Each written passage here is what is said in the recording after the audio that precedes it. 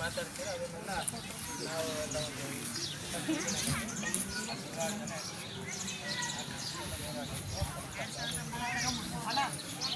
ಏನು ಅನ್ಸುತ್ತೆ ಹೇಳಿ, ನಾನು ಹೇಳ್ಕೊಡಲ್ಲ. ನನ್ನ ಹೆಸರು ದಿವ್ಯಾ ಅಂತ. ನಾನು ಕೊಡಗು ಜಿಲ್ಲೆಯ ಮಡಿಕೇರಿಯಿಂದ ಬಂದಿರುತ್ತೇನೆ. ನನ್ನ ತಂದೆ ಮನೆಗೆ ಬಂದು ತುಂಬ ಖುಷಿಯಾಗಿದೆ. ತುಂಬ ವಿಚಾರಗಳನ್ನು ತಿಳ್ಕೊಂಡಿದ್ದೇನೆ. ಅದರಲ್ಲಿ ಮುಖ್ಯವಾಗಿ ಜ್ಯೋತಿಬಿಂದಂತಹ ಆತ್ಮ ನನ್ನ ಹಣೆಯ ಮಧ್ಯದಲ್ಲಿದ್ದಾನೆ ಎಂದು ತಿಳಿದು ಬಂದಿತು. ಇದರಿಂದ ತಂದೆಯ ಮನೆಗೆ ಬಂದು ಹಲವಾರು ವಿಚಾರಗಳು ತಿಳುವಳಿಕೆ ಬಂದಿದೆ. ತುಂಬ ವರ್ಷದಿಂದ ಬರಬೇಕು ಅಂತ ಅಂದ್ಕೊಂಡಿದ್ದು, ಆದರೆ ಬರಲಿಕ್ಕೆ ಆಗಲಿಲ್ಲ. ಇವಾಗ ಕರೆಸ್ಕೊಂಡಿದ್ದಾರೆ ಆತ್ಮ ತಂದೆಯಾದವರು.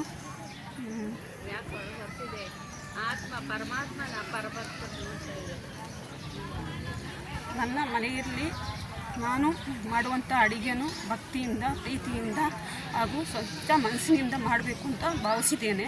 ಆ ವಿಚಾರ ನಾನು ಇಲ್ಲಿ ಬಂದು ತಿಳ್ಕೊಂಡಿದ್ದೇನೆ.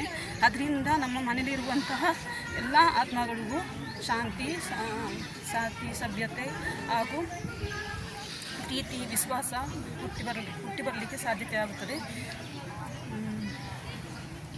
ಮತ್ತು ನನ್ನ ಮಗ ಇನ್ನೊಬ್ಬನು ಬರಲು ಸಿದ್ಧನಿದ್ದ, ಆದರೆ ಕಾರಣಾಂತರಗಳಿಂದ ಬರಲಾಗಲಿಲ್ಲ.